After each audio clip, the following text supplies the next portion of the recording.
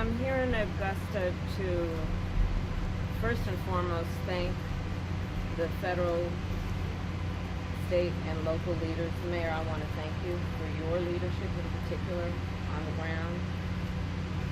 I am here to personally take a look at the devastation, which is extraordinary, and it is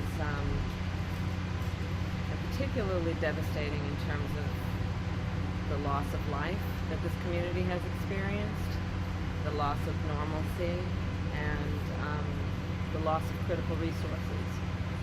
And so I'm here today to thank all of those who are working to get folks the support and the relief that they so desperately need and so rightly deserve. And that includes the fact that still in this community up to 60% of the residents here do not have power. Many have been without running water for at least a couple of days now. Many have water but no hot water. I was just talking with one of the members of the community and her daughter who lost her husband. And there is real pain and trauma that has resulted because of this hurricane and what has happened in terms of the aftermath of it. I do want to acknowledge and thank the first responders who have been extraordinary.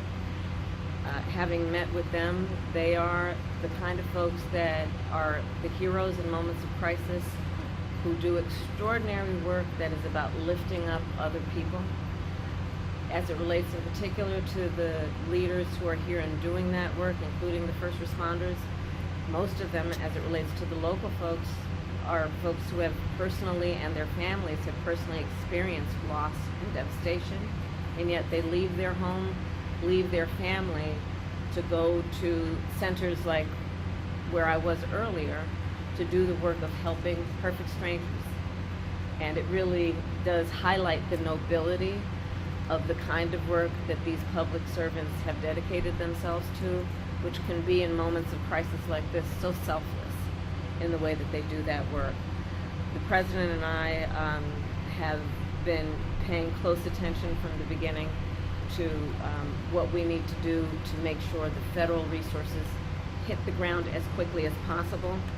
And that includes what was necessary to make sure that we provided direct federal assistance, and that work has been happening. I want to thank the governor for his leadership and his close coordination with the federal government, with our administration, and I want to thank the local leaders for together creating a task force-like response, knowing that we are at our best when we work together and coordinate resources, coordinate our communications to the maximum effect for the community that has been impacted.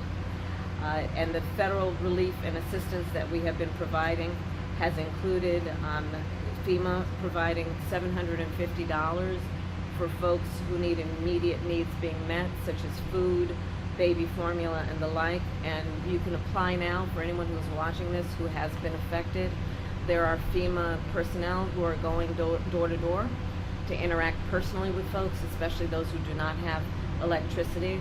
But also that aid, if you have electricity, can be applied for online, and I encourage people to do that. FEMA will just basically verify your address, and then the process should take hold.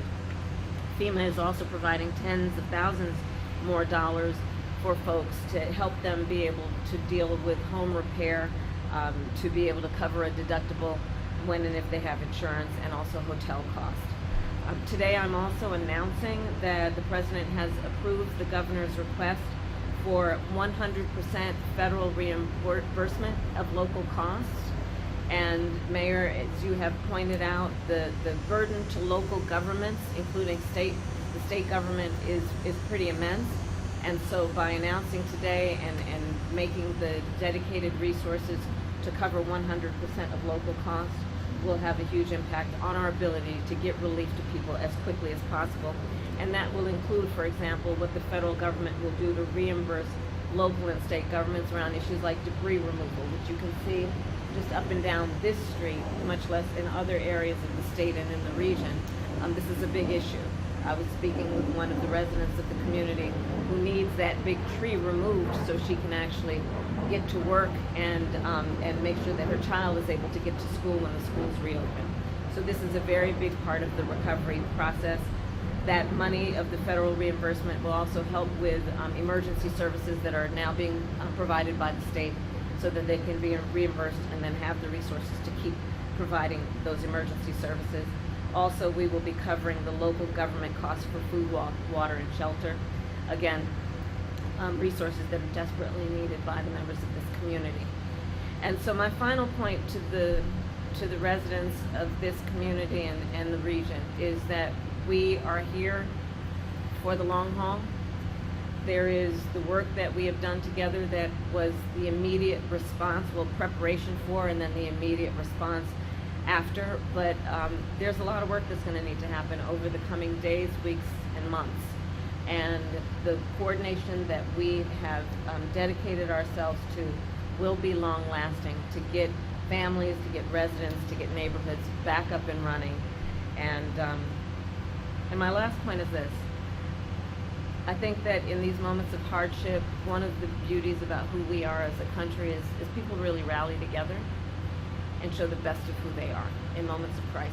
And we've seen that throughout the region, where communities are coming together, where people are helping perfect strangers, where they are providing food, water, shelter for their neighbors, and that neighbor may be somebody they've never met before, but are doing the work of helping each other out. And I think it really highlights the fact that the vast majority of us have so much more in common than what separates us, and that the best of the strength of who we are is we come to each other's aid in a time of need.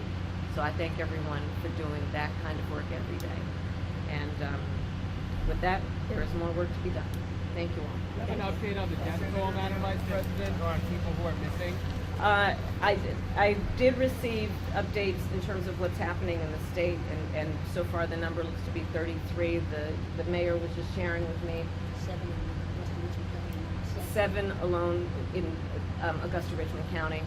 So the numbers are coming in, and part of the challenge of being accurate at this moment is that there are still so many areas that are remote, also rural areas, areas that are not easily accessible.